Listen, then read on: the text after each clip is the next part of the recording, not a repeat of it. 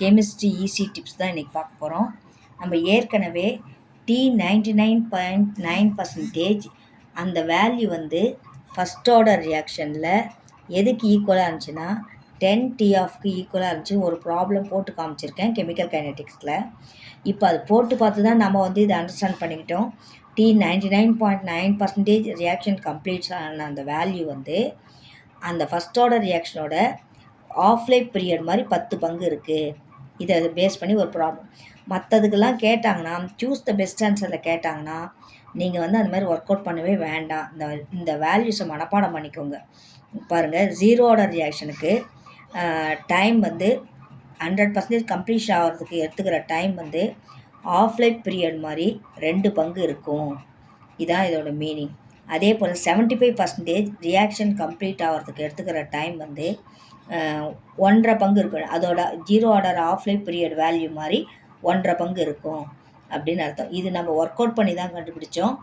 அதே மாதிரி தான் இது வந்து டிப்ஸு. இதை வந்து மனப்பாடம் பண்ணிக்கிட்டிங்கன்னா நீங்கள் ஒர்க் அவுட் பண்ண அவசியம் இல்லை. அப்படியே ஸ்ட்ரைட்டாக ஆன்சரை டிக் அடிச்சிடலாம்.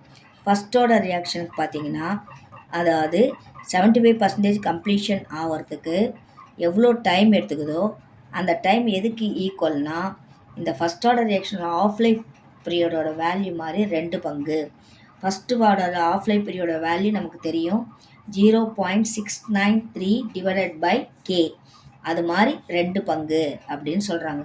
அதே போல் டைம் வந்து 87.5% கம்ப்ளீஷன் ஆகிறதுக்கு எவ்வளோ டைம் எடுத்துக்குதுன்னா அந்த ஃபஸ்ட் ஆர்டர் ரியாக்ஷனோட ஆஃப் லைஃப் வேல்யூ மாதிரி 3 பங்கு. அதே போல் 93.75% ரியாக்ஷன் கம்ப்ளீட் ஆகிறதுக்கு எடுத்துக்கிற டைம் வந்து எதுக்கு ஈக்குவலாக இருக்குன்னா அந்த ஃபஸ்ட் ஆர்டர் ரியாக்ஷனோட ஆஃப் லைஃப் பீரியட் மாதிரி 4 பங்கு ஈக்குவலாக இருக்குது.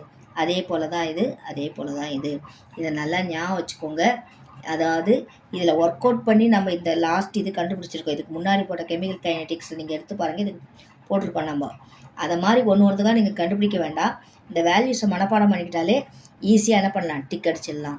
Thank you children. லைக் பண்ணுங்கள், சப்ஸ்கிரைப் பண்ணுங்கள், ஷேர் பண்ணுங்கள்.